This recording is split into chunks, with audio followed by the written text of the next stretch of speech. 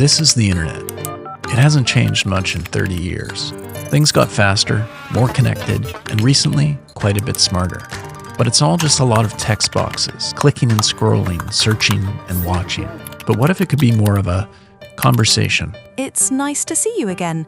Introducing Runway Characters, real-time, intelligent avatars that turn the internet into a conversation. Whoa, don't go that way. Lots of bad stuff ahead. What am I doing wrong? Oh no, get that out of direct sunlight. We could try making a bolognese. Oi, you've got to be mad to think you should be starting Bryce with that matchup. Great action movies are my favorite. Or are you looking for something with more of a classic blockbuster feel? Can't imagine us at 80. This is what we look like at 80. That pose usually means that your dog is relaxing and fully trusting you. Let's talk about stain removal instead. I got some toast stuck in my toaster. Put the fork down, brother. I think that should be a good mix for now. Thank you. Runway Characters can be built directly into your apps, websites, products, and services. This is the new internet.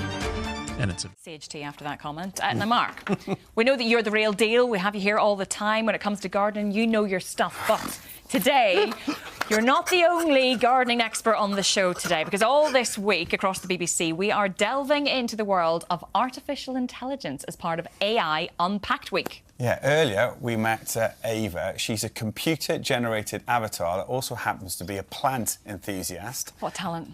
We've called her up again. Welcome back, Ava. Have you enjoyed the show so far? It's been wonderful, thank you. But tell me, have you had any gardening questions yourself? Oh. Perhaps about starting seeds indoors this time of year? We've had lots of questions from Morning Live viewers, actually, Ava. So this first question is from Tracy. She asks, how do I check what type of soil I have? Ah, a great question from Tracy. The easiest way is to try the squeeze test. Take a handful of damp soil from your garden and squeeze it. If it falls apart quickly, it's likely sandy. If it holds a tight ball but crumbles when you prod it, you might have loam. And if it stays clumped tightly and feels sticky, that's probably clay. Does that make sense? Yeah, it sounds right to me, but I'm not the expert. Mark, you like a squeeze test, I know that. I do like a squeeze test. That was absolutely perfect. There's nothing wrong with that whatsoever. I mean, obviously you can just look at it as well. You can see sort of sandy soil, obviously by that texture. But also, the important thing is to not just know about what your soil looks like or feels like. It's also what the pH is of the soil. So you could buy yourself a soil tester. That's, you know, a couple of quid. Easily done, just stick it in. The other thing you can do is get yourself a jar, fill it up with some water, then add in some of your soil, make a sort of a sludge, and then there are two approaches. You can either use vinegar or you can use bicarbonate of soda. If you add vinegar, it will start fizzing if you've got alkaline soil. You then get a clean jar, same process. If you then add bicarbonate of soda, if it fizzes, it shows you've got acidic soil. So those are just very simple ways that you can then know what type of soil you've actually got. Okay. But very good. Yeah, you and Ava in agreement so far. Yeah. Ava, we have another question here from Gloria. She asks, which plants help keep flies out of my house?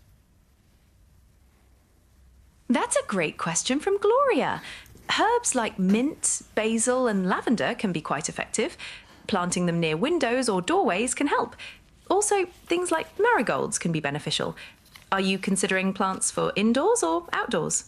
Oh, sorry. Oh, she's come back with the... We don't know. We don't have the answer, but yeah,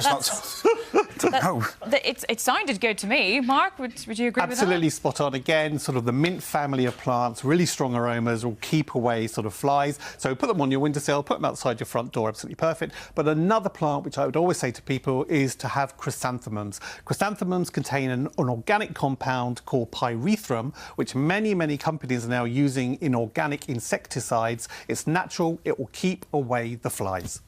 Great. OK, so far, so good. Ava, Sage. We've got another question for you. This one is from Riz. Riz asks, can we feed garden birds with barley? Barley isn't typically a primary food source for garden birds. They tend to prefer smaller seeds like sunflower seeds, nida seeds or mealworms. Is there a specific type of bird you're hoping to attract? Oh, Riz didn't specify. I don't like it when she asks questions back. I don't know what to do. Well, what In about... that case, a general mixed seed would be a good bet, as it caters to a variety of species. Anything else? What about a robin? Robins love things like mealworms, sunflower hearts, and crumbled cheese. They prefer to feed on the ground or from a ground feeder. Does that help? I've got crumbled cheese and I like robins. Sounds good, Mark. It's absolutely spot on. I mean, you can tell here with this mix I've got here, they're small seeds, absolutely ideal for the smaller birds. If you were to add barley, they're really used for sort of ground feeding birds, so things like pigeons, doves, pheasants. So if you want to attract the smaller birds, go for the smaller seeded stuff. However, if you do want to use barley, I would suggest that you always cook it first, so it's just that little bit softer for them to peck at. Oh, Ava, what do you think about that? The idea of cooking the barley, cooking the food before giving it to the birds? Cooking barley can make it softer, but it's generally safer to provide a mix of suitable seeds and other treats that are known favourites, like sunflower hearts or mealworms. Is there another type of seed you were thinking about? I think we're all good, yeah. I think we've just run out of time there, Ava, though. Thank you for that extra question. That's very kind of you. It is actually quite remarkable, that whole thing, isn't it? It's astonishing. What are you making of this? It's astonishing, actually. But what I would always say with AI is it's about double checking and fact checking, because not always the information isn't always exactly right.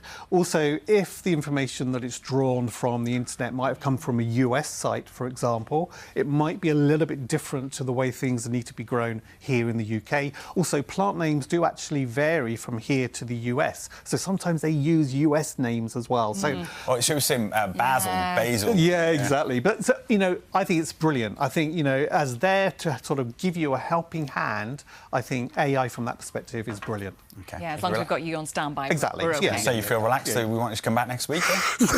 I'm very nervous now. Who knows what the future holds, but we know the concept of AI can be daunting and confusing. So BBC Bite Size and BBC Ideas also have lots of brilliant resources and how-to guides to help you get started. Yeah, and there are loads of special content digging into exactly how AI is changing the way we live, work and learn across BBC TV, radio and online. To find out more, visit bbc.co.uk/AI Unpacked. And on tomorrow's show, consumer expert Harry Kind will be investigating how artificial intelligence is being used to create realistic social media adverts for products that may not always be... Love song, and I need some help writing the lyrics. The first kind of verse goes, "I saw you from across the room." Then what do you think? Sure, we could go something like, "In the crowded room, your gaze caught mine, like a melody, a perfect rhyme." How does that sound? That's pretty good. Can you continue the verse more? Following that, maybe something like, "My heart skipped a beat, I couldn't look away, knowing it was the start of a brand new day." Does that fit? I like it, except for the last part of that last line. It's a little too cliche. Can you give me an alt? Understood. How about, "My heart skipped a beat, I couldn't look away, lost in the moment, hoping you would stay." Does that feel better? Ooh, yeah, that's a little bit better. Thanks for your help.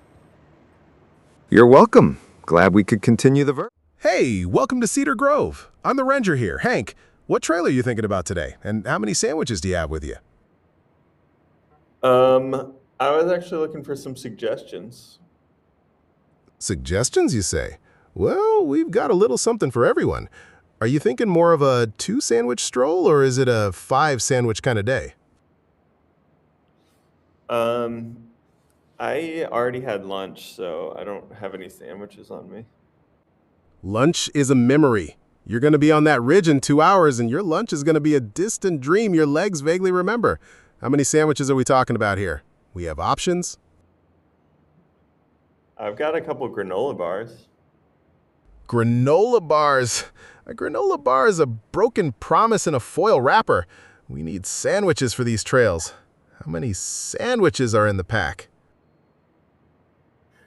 No sandwiches. I guess I should get some. You definitely should.